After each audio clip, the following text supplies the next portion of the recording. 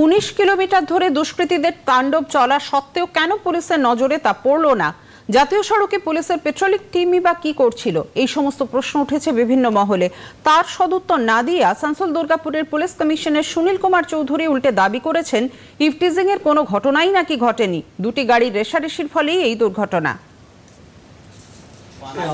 Rice mill বাজারে একটা খুবই দুঃখজনক মর্মান্তিক দুর্ঘটনা হয়েছিল, যার মধ্যে একটা টিয়াগো গাড়ির মধ্যে 5 জন প্যাসেঞ্জার ছিলেন। তার মধ্যে একজন তরুণী সুতান্দা চ্যাটার্জি, ওনার এজ হচ্ছে 26 ইয়ার্স, উনি মারা গেছেন এবং 2 জন ইনজার্ড হয়েছিল। তাদেরকে পুলিশ সঙ্গে সঙ্গে অ্যাটেন্ড করে হসপিটালে পাঠিয়েছিল এবং ওরা সুস্থ আছে।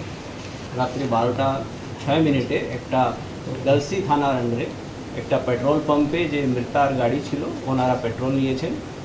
তারপরে ওরা হাইওয়ের উপরে ন্যাশনাল NH2-তে উঠেছেন এবং ওনার গয়া যাওয়ার কথা ছিল। রাস্তার মধ্যে একটা গাড়ি, যার হুন্ডাই ক্রেটা গাড়ি, যেটা সামনে যাচ্ছিল, ওটাকে মৃতার গাড়ি ওভারটেক করার চেষ্টা করে ড্রাইভারকে এবং যে মৃতার সঙ্গে আরও প্যাসেঞ্জার ছিল তাদেরকে জিজ্ঞাসাবাদ করেছি এবং যে ওনারা লিখিত কমপ্লেন্ট দিয়েছেন তার মধ্যেও বেসিক্যালি যে দুটা গাড়ির মধ্যে রসাকসির কথাও বলা আছে। আমরা আজকে সকাল থেকে এখানে দেখলাম বিভিন্ন চ্যানেলে, বিভিন্ন মিডিয়াতে একটা মোটিভেটেড একটা ক্যাম্পেইন চলছে, তার কোনো ভিত্তি নেই, উইদাউট ভেরিফাইং দ্য ফ্যাক্টস। আজকে সকাল থেকে যেটা চলছে এর পিছনে কি মোটিভ আছে সেটা আমরা ডেফিনেটলি দেখব।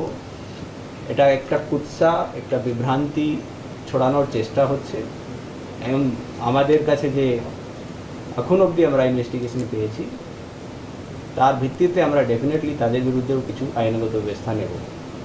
আমরা FIR এবং বাকি যে স্টেটমেন্টগুলো আছে, যারা প্যাসেঞ্জারগুলো ছিল তাদের স্টেটমেন্ট ভিত্তিতে আমরা এটাই বলতে পারি কি এখানে কোনো ইভটিজিংয়ের কোনো ঘটনা হয়নি, কোনো ইভটিজিংয়ের কোনো ঘটনা এখানে নেই। এখানে পিওর একটা দুটা গাড়ির মধ্যে এটা বলতে পারেন কি ওভারটেক করার মধ্যে এটা ইনিশিয়ালি স্টার্ট হয়েছিল।